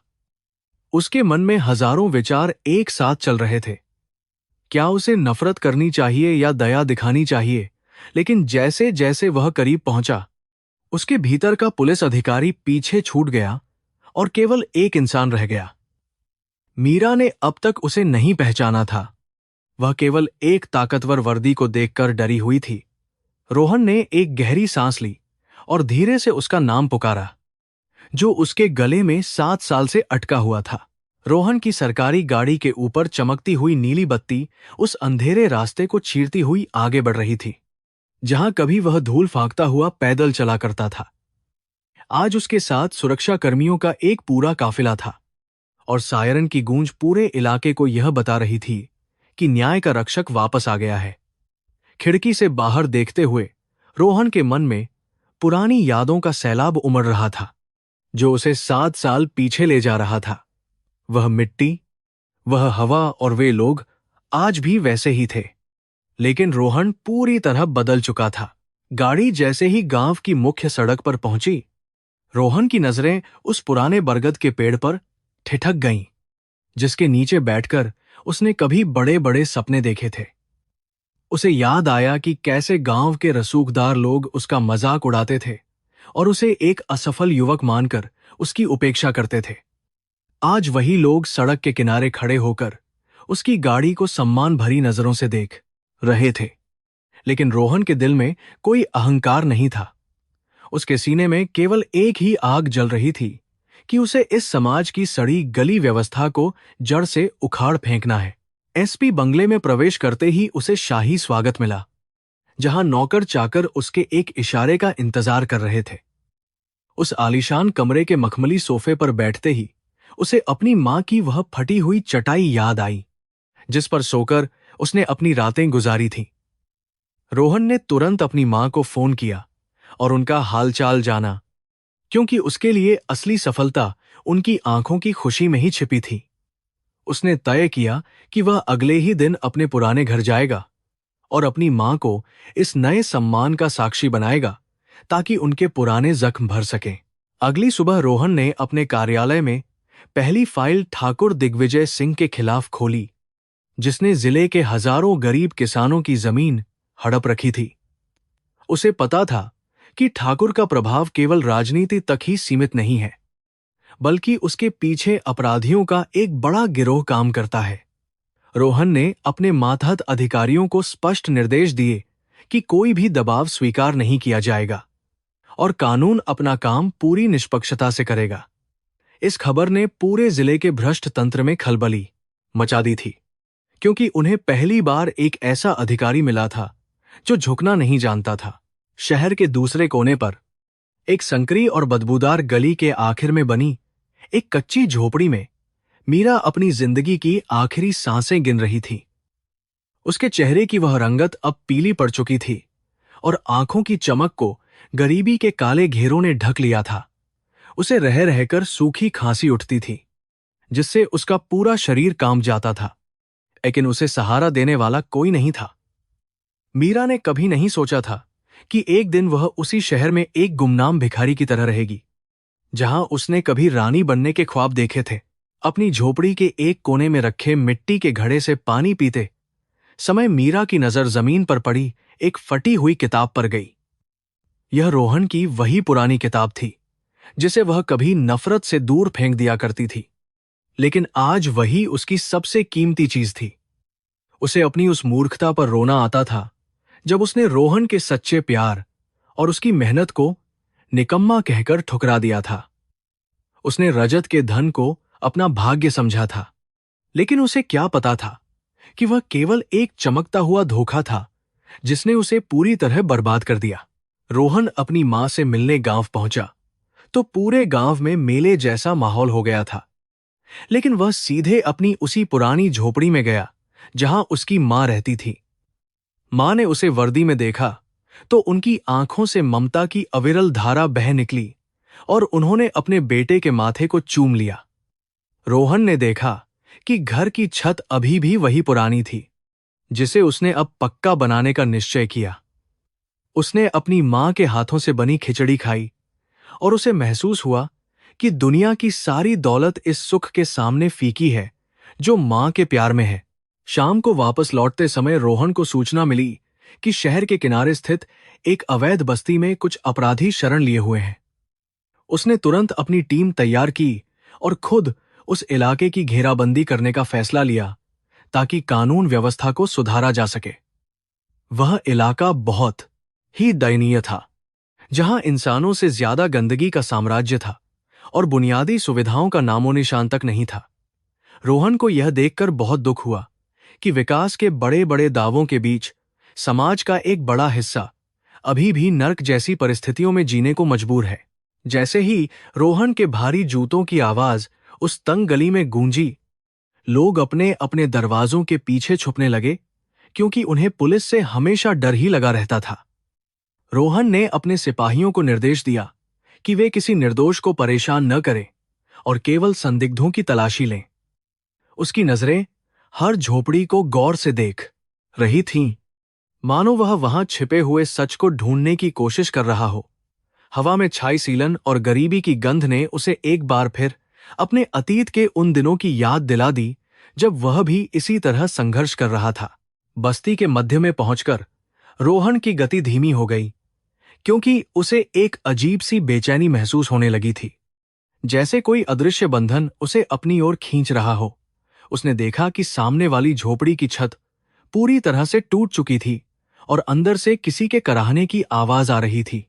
रोहन का दिल जोरों से धड़कने लगा और उसने अपने साथ आए सुरक्षाकर्मियों को बाहर ही रुकने का इशारा किया। उसने धीरे से उस झोपड़ी के फटे हुए पर्दे को हटाया और अंदर का दृश्य देखकर वह एक पल के लिए पत्थर की मूर्ति बन गया। सामने फटे पुराने चिथड़ों में लिपटी एक औरत जमीन पर लेटी हुई थी, जिसका शरीर हड्डियों का ढांचा मात्र रह गया था।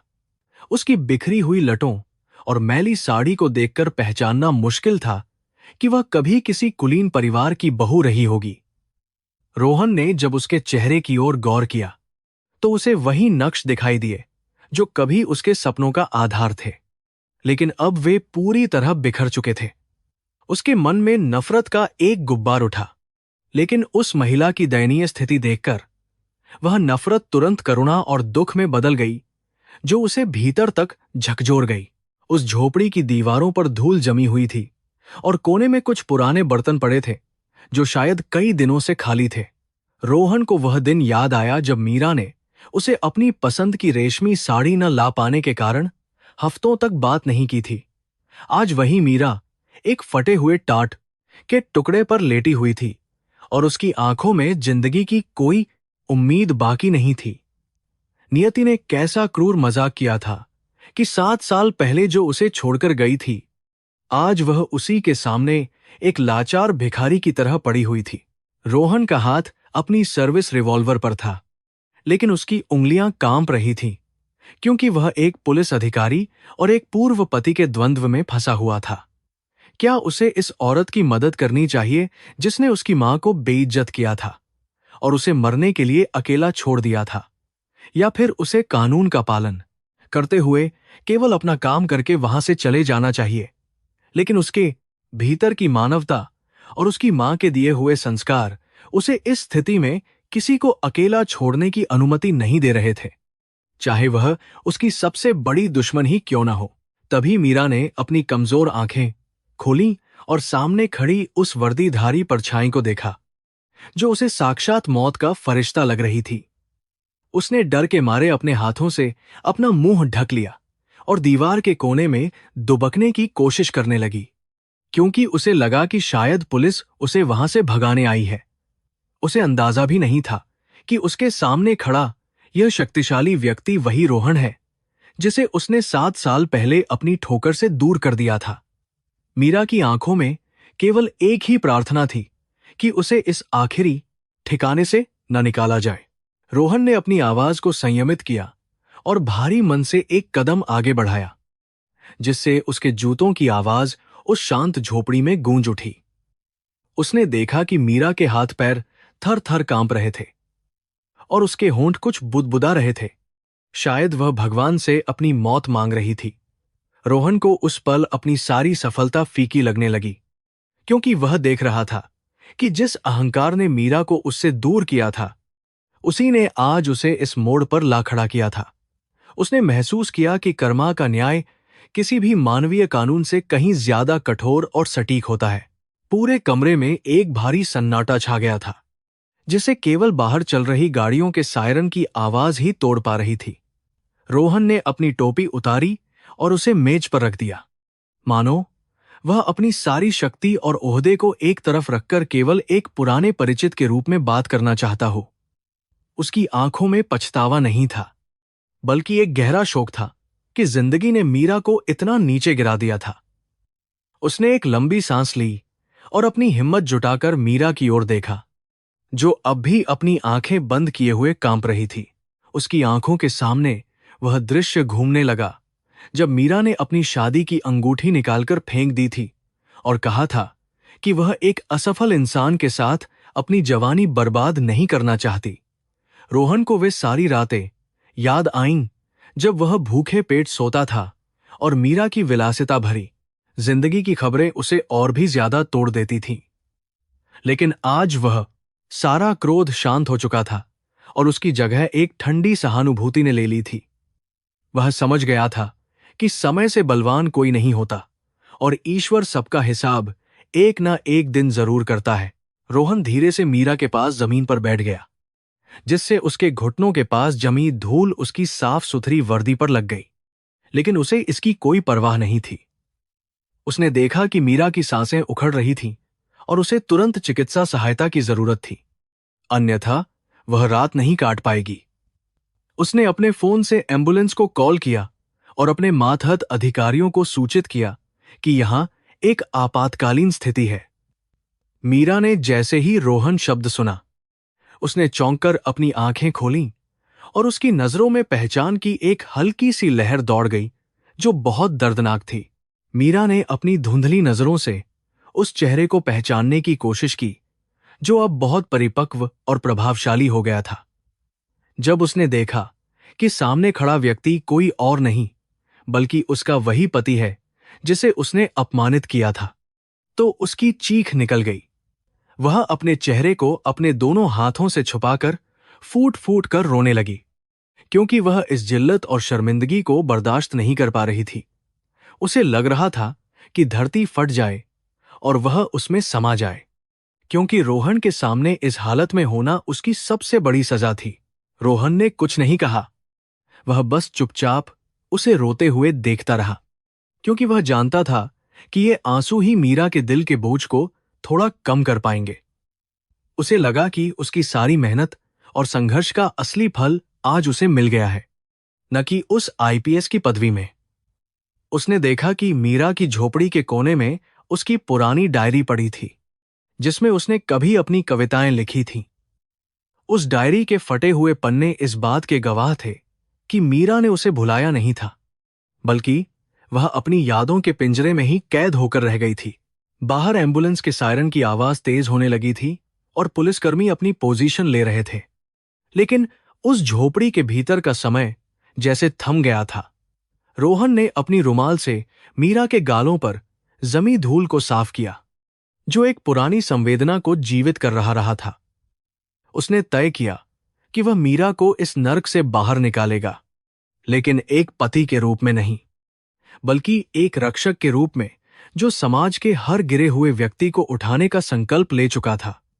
उसका अगला कदम उसकी जिंदगी की एक नई कहानी लिखने वाला था, जिसमें केवल न्याय होगा। मीरा की फटी हुई साही और उसकी धंसी हुई आंखों में अब केवल दहशत और गहरी शर्मिंदगी का मेल था। उसने अपने कांपते हुए हाथों से चेहरे को ढकने का प्रयास किया, क्योंकि वह इस सच को स्वीकार नहीं कर पा रही थी कि उसका निकम्मा कहा जाने वाला पति आज आईपीएस बनकर उसके सामने खड़ा है। रोहन की वर्दी की चमक उसकी झोप ही के अंधेरे को डरावना बना रही थी। 7 साल का वह लंबा अंतराल आज एक पल में सिमट गया। वह था जहां कर्मा का चक्र अपनी पूरी गति से घूम चुका था। रोहन ने अपनी नजरें उस टूटी हुई खाट से हटाकर झोपड़ी के कोनों में फैले मग्घी के जालों पर टिका दीं, ताकि वह अपनी आंखों में उमहतते हुए पुराने दर्द को छुपा सके। उसे वह दिन स्पष्ट रूप से याद आया जब मीरा ने उसे दरिद्र कहकर घर की चौखट से बाहर कर दिया था, और आज वही चौखट गिरकर मिट्टी में मिल चुकी थी। उसके हृदय में प्रतिशोध की कोई ज्वाला नहीं जल रही थी, बल्कि एक गहरा खालीपन था जो उसे यह सोचने पर मजबूर कर रहा था कि क्या नियति सचमुच इतनी क्रूर है। मीरा के चेहरे पर समय की झुर्रियों ने दुख की एक ऐसी इबारत लिख दी थी जिसे पान पाना रोहन के लिए भी कठिन था। उसकी उंगलियां पता तो ने रोहन के लिए, जो कभी कोमल हुआ करती थी, अब मजदूरी के कारण खुरदरी और काली पड़ चुकी थी। वह केवल एक जीवित लाश की तरह वहां पजी थी, जिसकी आत्मा शायद बहुत पहले ही मर चुकी थी। रोहन ने देखा कि उसकी पुरानी किताबों के पन्ने अब चूल्हे की आग जलाने के काम आ रहे थे, जो उसकी शिक्षा के प्रति मीरा की नफरत का अंतिम प्रमाण थे। फिर भी वह शांत था। बाहर खड़े सिपाहियों को समझ नहीं आ रहा था कि उनके सख्त साहब इस गंदी झोपड़ी में इतनी देर तक क्यों रुके हुए हैं। रोहन ने अपने वायरलेस सेट पर एम्बुलेंस भेजने का आदेश दिया और अपनी टीम को निर्देश दिया कि वे इस महिला के इलाज का पूरा इंतजाम सरकारी खर्च पर करें। उसके अधिकारियों के चेहरों पर हैरानी के भाव थे, लेकिन रोहन की आंखों की गंभीरता ने उन्हें कोई भी सवाल पूछने की हिम्मत नहीं दी। उसने महसूस किया कि एक रक्षक का धर्म केवल अपराधियों को सजा देना नहीं होता है। मीरा ने हिम्मत जुटाकर अपनी नजरों को रोहन की वर्दी पर लगे उन सितारों की ओर उठाया, जो उसे किसी जलते हुए अंगारे की तरह लग रहे थे। उसके सूखे होंठों से केवल एक ही शब्द निकला, क्षमा। लेकिन उस एक शब्द में 7 साल का पश्चाताप और करोड़ आंसुओं की कहानी छिपी हुई थी। रोहन ने खिड़की से बाहर झांका, जहां बारिश की बूंदें गिरना शुरू हो गई थीं, ठीक उसी तरह जैसे उस दिन गिरी थीं जब उसका संसार उजड़ गया था। उसे लगा कि आज वह बारिश घावों को धो रही है। इस मुलाकात ने रोहन को एहसास कराया कि जीवन में सबसे बड़ा प्रतिशोध सफल होकर दिखाना नहीं, बल्कि सफल होने के बाद भी अपने भीतर की करुणा को जीवित रखना है। उसने मीरा के पास पड़े एक पुराने मटके से पानी निकाला और उसे अपने हाथों से पिलाने की कोशिश की, लेकिन मीरा ने शर्म के मारे अपना सिर झुका लिया। उसे अपनी उन हरकतों पर घिन आ रही थी जब उसने रोहन की मां को घर से निकाला था। आज वही रोहन उसके लिए फरिश्ता बनकर खजा था, जबकि उसका अमीर पति मर चुका था। झोपड़ी के बाहर जमा हुई भी अब फुसफुसाने लगी थी कि जिले का सबसे बड़ा अफसर एक मामूली भिखारिन की मदद कर रहा है। रोहन ने उन आवाजों की परवाह नहीं की, क्योंकि उसे पता था कि समाज केवल छेते सूरज को सलाम करता है। उसे याद आया कि कैसे इसी समाज ने उसे दुत्कारा था और आज वही उसे सिर आंखों पर बिठा रहा है। उसने मीरा से कहा कि वह अब सुरक्षित है और उसे किसी से डरने की जरूरत नहीं है। रोहन की आवा में पुराना अधिकार था, लेकिन उसमें ममता थी। मीरा की बीमारी अब उसकी हड्डियों तक पहुंच चुकी थी और उसे सांस लेने में भी तकलीफ हो रही थी। एम्बुलेंस का सायरन अब गली के बाहर गूंजने लगा था, जो मीरा के लिए एक नए जीवन की आहट लेकर आया था। रोहन ने खुद आगे बीकर उसे सहारा दिया और स्ट्रेचर तक पहुंचाने में मदद की। उसने अपने रुमाल से मीरा के माथे का पसीना पोंछा और उसके कान में धीरे से कहा कि निकम्मा शब्द अब इतिहास बन चुका है। मीरा की आंखों से अश्रुओं का बांध टूट गया और वह रोहन को देखने लगी। अस्पताल ले जाते समय रोहन ने अपने ड्राइवर को निर्देश दिया कि वे सबसे अच्छे डॉक्टर को बुलाएं और मां विद्या को भी सूचित करें। उसे पता था कि उसकी मां का हृदय बहुत कोमल है और वे मीरा की यह हालत सुनकर दुखी होंगी। रास्ते में उसे ठाकुर दिग्विजय सिंह की हवेली दिखी, जो अब उसके रडार पर थी, और उसे पता था कि अगला नंबर उसी का है। न्याय की यह प्रक्रिया अब व्यक्तिगत नहीं रही थी, बल्कि यह पूरे समाज की शुद्धि का एक महायज्ञ बन गई थी। रोहन दृढ़ था। मीरा को आईसीयू में भर्ती कराने के बाद रोहन कॉरिडोर में टहलने लगा, जहां की सफेद दीवारें उसे शांति का एहसास करा रही थीं। उसने सोचा कि यदि वह आईपीएस नहीं बनता तो आज वह भी इसी तरह किसी कोने में दम तो रहा होता। शिक्षा ने उसे केवल पद नहीं दिया था, बल्कि उसे जीवन के सत्य से साक्षात्कार कराया था। उसने महसूस किया कि मीरा का आना उसके जीवन में एक परीक्षा थी, जिसे उसने पास कर लिया था। अब उसके मन में न तो मीरा के लिए प्रेम था और न ही कोई शिकायत। अगले कुछ घंटों में मीरा की हालत स्थिर हुई, लेकिन डॉक्टरों ने बताया कि उसे पूरी तरह ठीक होने में बहुत समय लगेगा। रोहन ने अस्पताल की खिड़की से चांद को देखा, जो बादलों के पीछे छिपा हुआ था, मानो वह भी इस मानवीय नाटक को देख रहा हो। उसने अपनी वर्दी की बेल्ट ढीली की और बेंच पर बैठ गया, जहां उसे पहली बार थकावट का एहसास हुआ। यह थकावट शारीरिक नहीं, बल्कि मानसिक थी, क्योंकि उसने अपने अतीत के सबसे भय राक्षस का सामना किया था। उसे लगा कि उसका पुनर्जन्म हुआ है। सुबह की पहली किरण के साथ विद्या जी अस्पताल पहुंची और उन्होंने जब मीरा को देखा तो वे बिलख पड़ी। मां की ममता ने मीरा की सारी गलतियों को एक पल में भुला दिया और उन्होंने उसके सिर पर हाथ रखकर आशीर्वाद दिया। रोहन यह सब दूर से देख रहा था और उसे अपनी मां पर बहुत गर्व महसूस हुआ, जिन्होंने उसे नफरत करना कभी नहीं सिखाया था। उसे लगा कि असली न्याय यही है कि हम बुराई का जवाब अच्छाई से दें और कर्मा को अपना काम करने दें। अब न्यायपूर्ण था। रोहन ने महसूस किया कि कर्मा केवल सजा देने के लिए नहीं होता, बल्कि यह मनुष्य को अपनी गलतियों को सुधारने का अवसर भी देता है। मीरा का वर्तमान उसके पुराने अहंकार का फल था, लेकिन रोहन की मदद उसके भविष्य के लिए एक नई शुरुआत थी। उसने अस्पताल के प्रशासन को आदेश दिया कि मीरा की पहचान गुप्त रखी जाए, ताकि उसे सामाजिक जिल्लत का सामना न करना पड़े। उसने अपनी मर्यादा का पालन किया और एक सच्चे आईपीएस अधिकारी की तरह अपने कर्तव्यों का निर्वहन किया। उसकी अंतरात्मा अब शांत थी। अस्पताल से बाहर निकलते समय रोहन के चेहरे पर एक नई चमक थी, जो किसी विजेता की नहीं बल्कि एक संत की थी। उसने अपने मोबाइल पर ठाकुर दिग्विजय सिंह के खिलाफ गिरफ्तारी वारंट की प्रगति देखी और मुस्कुरा दिया। उसे पता था कि समाज में सफाई का काम अभी अधूरा है और उसे अपनी वर्दी का कर्ज उतारना है। उसने अपनी गाजी में बैठते समय उस पुरानी झोपड़ी की ओर एक आखिरी बार देखा, जहां उसका अतीत दफन हो चुका था। अब उसके सामने एक उज्जवल भविष्य था, जहां केवल न्याय होना था।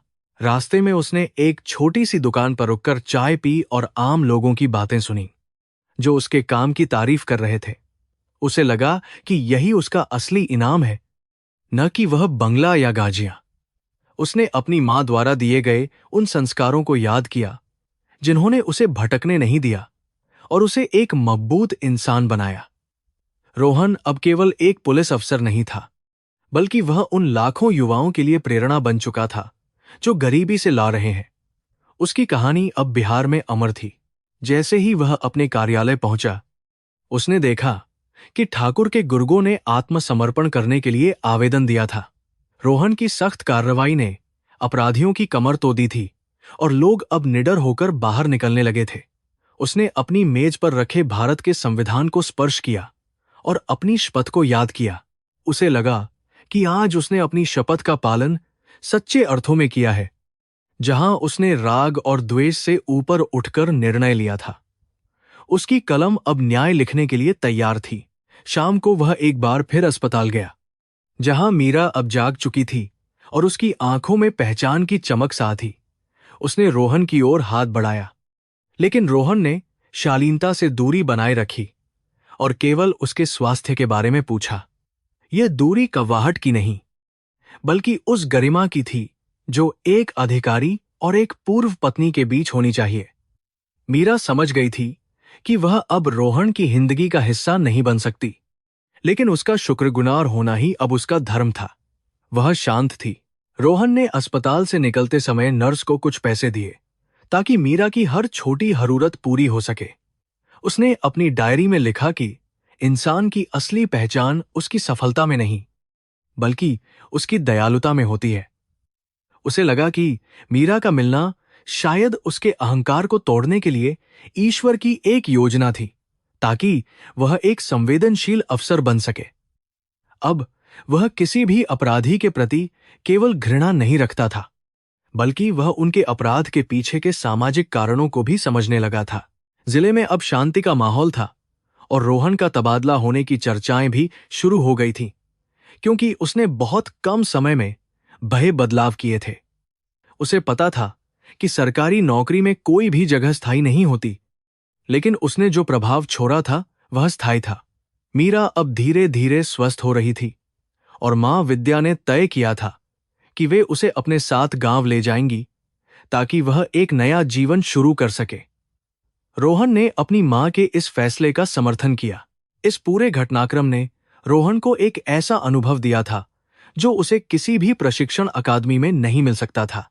उसने देखा कि कैसे वक्त के थपेहों ने एक घमंडी स्त्री को पूरी तरह विनम्र बना दिया और कैसे एक गरीब लड़के को समाज का नेतृत्व करने की शक्ति दी। उसने अपनी पुरानी फटी हुई किताबों को एक फ्रेम में महवा दिया, ताकि वह हमेशा याद रख सके कि उसकी यात्रा कहां से शुरू हुई थी। निकम्मा शब्द अब उसके लिए एक पदक की तरह था। उसकी यात्रा अब पूर्ण थी। रात के अंधेरे में जब वह अपने बंगले की बालकनी में खजा था, उसे लगा कि हवा में अब वह सौंधी खुशबू लौट आई है जो उसने 7 साल पहले खो दी थी। उसने एक गहरी लंबी सांस ली और अपनी आंखों को बंद कर लिया। जहां अब कोई बुरा सपना नहीं था। उसे अपनी जीत का असली स्वाद तब महसूस हुआ जब उसने बिना किसी बदले की भावना के अपनी पूर्व पत्नी की जान बचाई। कर्मा का यह अध्याय अब समाप्त होने को था और उसे अपनी चुनौतियों के लिए तैयार होना था। एसपी कार्यालय की खिड़की से बाहर देखते हुए रोहन ने महसूस किया कि आज की सुबह उसके जीवन के एक बड़े अध्याय का समापन करने वाली है। उसकी मेज पर रखी ठाकुर दिग्विजय सिंह की गिरफ्तारी की फाइल अब पूरी तरह से तैयार थी और उस पर कानूनी मुहर लग चुकी थी। 7 साल पहले इसी ठाकुर ने उसके परिवार को अपमानित किया था और उसकी पुश्तैनी जमीन को धोखे से हड़प लिया था। आज समय का पहिया घूमकर ठीक उसी बिंदु पर वापस आ गया था जहां से अन्याय की शुरुआत हुई थी। रोहन ने अपनी कलम उठाई और उस वारंट पर हस्ताक्षर किए जो जिले में एक अपराधी के साम्राज्य के अंत का स्पष्ट संकेत था। कुछ ही घंटों के भीतर पुलिस की गाड़ियों का एक बड़ा काफिला ठाकुर दिग्विजय सिंह की आलीशान हवेली के सामने जा पहुंचा। सायरन की गूंज ने पूरे गांव को यह बता दिया कि अब कोई भी बाहुबली कानून से ऊपर नहीं रह गया है। ठाकुर ने अपनी पुरानी अकड़ दिखाने की कोशिश की, लेकिन जब उसने रोहन की आंखों में न्याय की वह ठंडी और स्थिर चमक देखी तो उसके पैर कांपने लगे। उसे यकीन नहीं हो रहा था कि यह वही लड़का है जिसे उसने कभी अपनी चौखट से धक्के मारकर बाहर निकलवाया था। पुलिस ने ठाकुर को हथकड़ियां पहनाई और उसे सबके सामने गाड़ी में बैठाया, जिससे गांव के लोगों में व्याप्त सालों का डर एक पल में गायब हो गया। अस्पताल के एक शांत कमरे में मीरा अपनी खिड़की से दूर आकाश को निहार रही थी और उसके मन में स्मृतियों का एक चक्रवात चल रहा था। उसे आज अस्पताल से छुट्टी मिलने वाली थी, लेकिन उसे समझ नहीं आ रहा था कि वह यहां से निकलकर कहां जाएगी। उसके पास न तो घर था और न ही कोई अपना, सिवाय उस अतीत के जिसे वह भुलाना चाहती थी। तभी कमरे का दरवाजा खुला और रोहन की मां विद्या जी अंदर दाखिल हुईं, जिनके चेहरे पर अब भी वही ममतामयी शांति थी। उन्होंने मीरा के सिर पर अपना हाथ रखा और उसे अपने साथ चलने के लिए कहा, जैसे कुछ भी बुरा कभी हुआ ही न हो। मीरा ने विद्या जी के चरणों में गिरकर माफी मांगनी चाहिए, लेकिन उन्होंने उसे रोक दिया और कहा कि कर्मा अपना हिसाब कर चुका है और अब केवल क्षमा का समय है। उन्होंने बताया कि रोहन ने उसके पुनर्वास के लिए एक छोटा सा ट्रस्ट बनाया है जो बेसहारा महिलाओं की मदद करता है। मीरा को अपनी संकीर्ण सोच पर बहुत शर्म महसूस हुई जिसने उसे इतने सालों तक अंधेरे में रखा था। उसने महसूस किया कि असली अमीरी सोने के गहनों में नहीं, बल्कि उन संस्कारों में है जो रोहन के परिवार ने संजोकर रखे थे। आज उसकी आत्मा को पहली बार उस बोझ से मुक्ति मिली थी जो उसे सालों से दबा रहा था। रोहन अस्पताल के गलियारे में खड़ा होकर अपनी मां और मीरा को बाहर आते हुए देख रहा था, लेकिन वह सामने नहीं गया।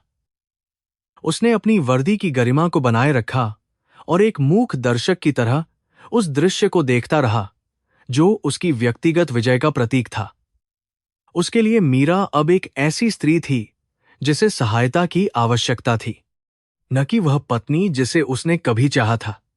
उसने अपनी जेब से एक लिफाफा निकाला और उसे अपनी मां को थमाया, जिसमें मीरा के इलाज और रहने का सारा प्रबंध किया गया था।